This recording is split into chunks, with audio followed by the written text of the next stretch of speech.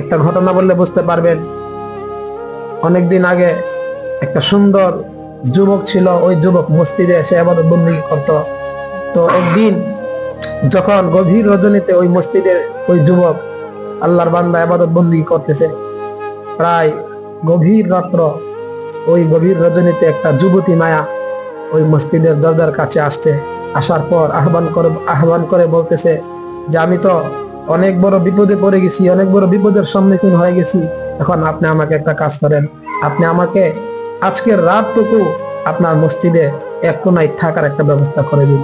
তখন ওই যুবক বলতেছে যে আমি যদি আপনাকে আমার মসজিদে থাকার ব্যবস্থা করে দেই তাহলে সকালেই আমার চাকরি শেষ হয়ে যাবে, কারণ মানুষ এখন খুব খারাপ।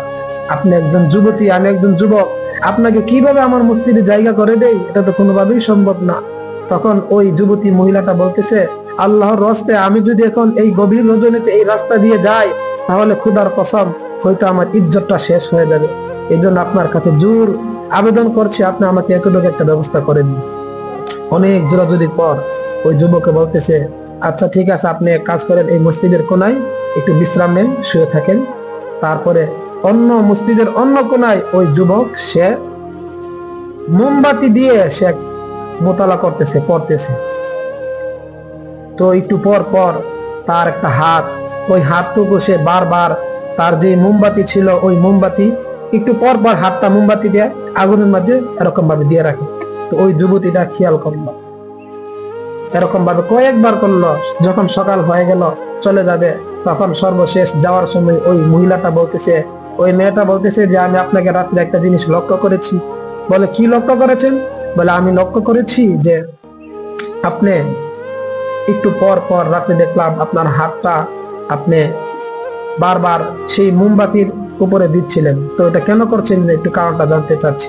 তখন যুবকে বলতেছে, যখন আপনি গভীর রাতে আমার কাছে আসতেন এবং মসজিদের কোনায় শুয়ে রয়েছেন, তখন শয়তান আমাকে ফুসলাচ্ছে, শয়তান আমাকে ক্রমন্তনা দিচ্ছে, এত বড় একটা সুবর্ণ সুযোগ কিভাবে তুমি হাতছাড়া করতেছ, এটা তো তুমি ঠিক করতেছ না, তুমি এখনই তোমার মনের খায়েশটা পূর্ণ করে ফেলো। তো আমি তখন মনে মনে ভাবলাম যে সামান্য দুনিয়ার লোভ লালসা যদি আমি নিয়ন্ত্রণ করতে না পারি তাহলে আমি জাহান্নামের আগুন কিভাবে সহ্য করব।